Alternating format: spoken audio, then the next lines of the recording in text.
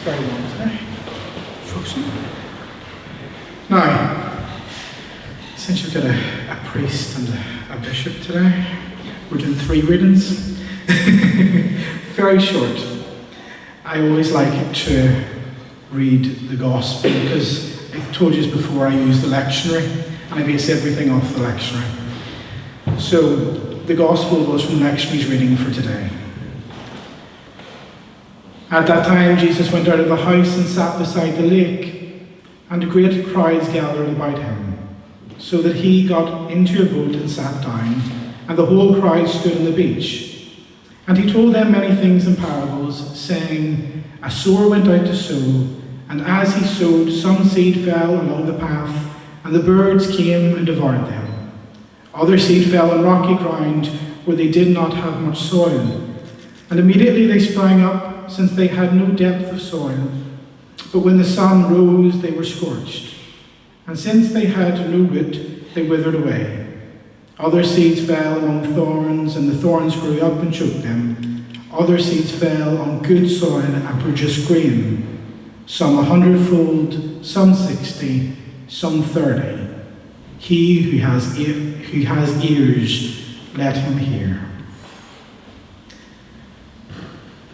And so, when I was reading through that Gospel, I'm going to let you into the secret. I always find myself asking the same question: which soil am I? Am I the hard path? Am I the rocky ground? Am I the thorny soil? Or am I the good soil? And if I'm honest, the answer changes depending on the week. Some weeks I feel really close to God.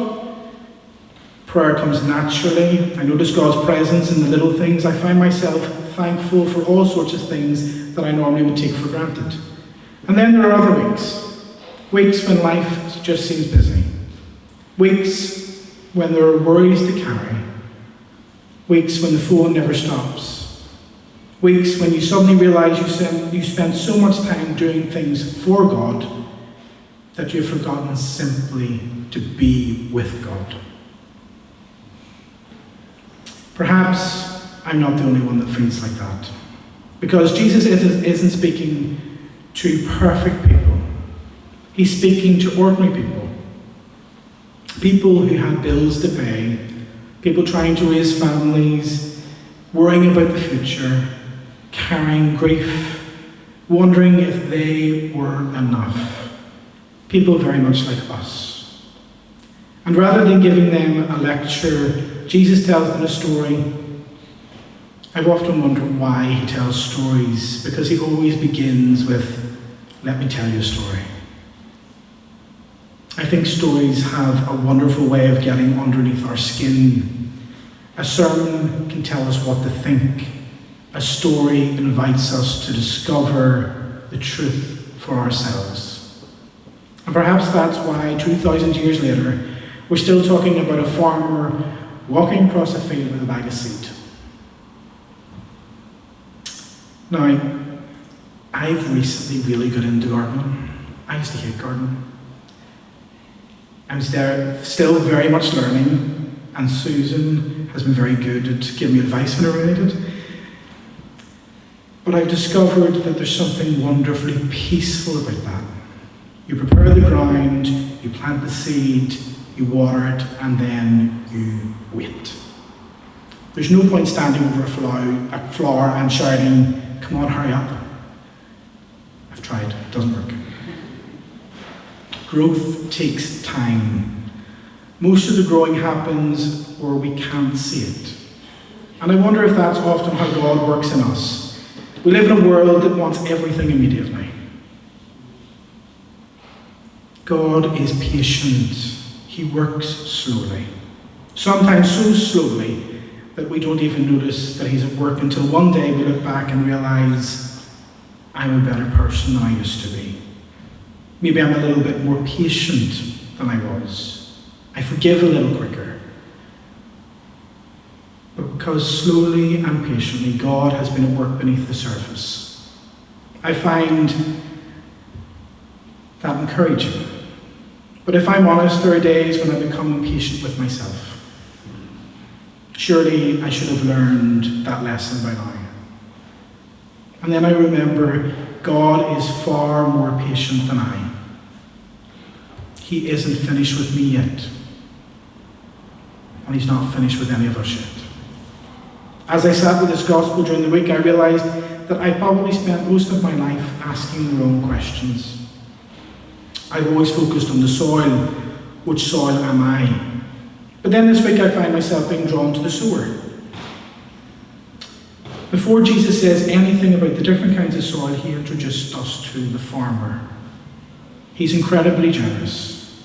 In fact, it's not how I would farm. He just goes around, scatters the seed. Doesn't care what ground it falls on, hard soil, good soil, bad soil. Careless. If I were farming, I'd be a little bit more careful. I'd be thinking, don't waste the seed. But he just keeps scattering.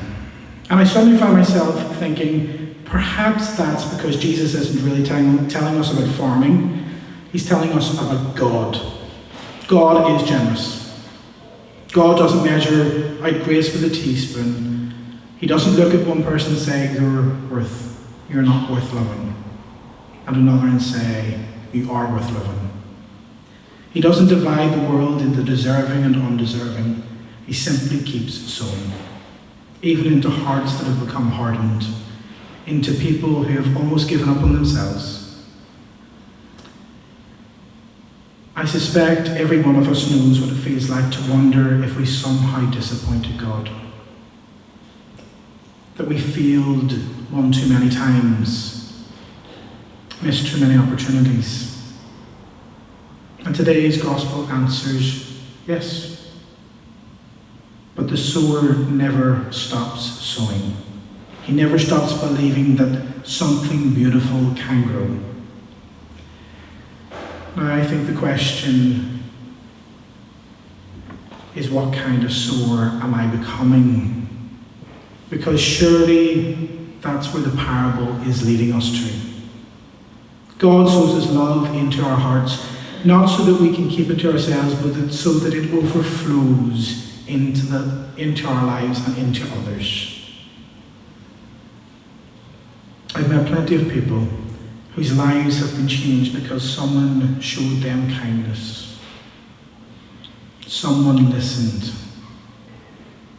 Someone forgave them. Someone believed in them when they shouldn't and couldn't believe in themselves. Someone treated them with dignity when the world had written them off. Those are the moments that stay with us.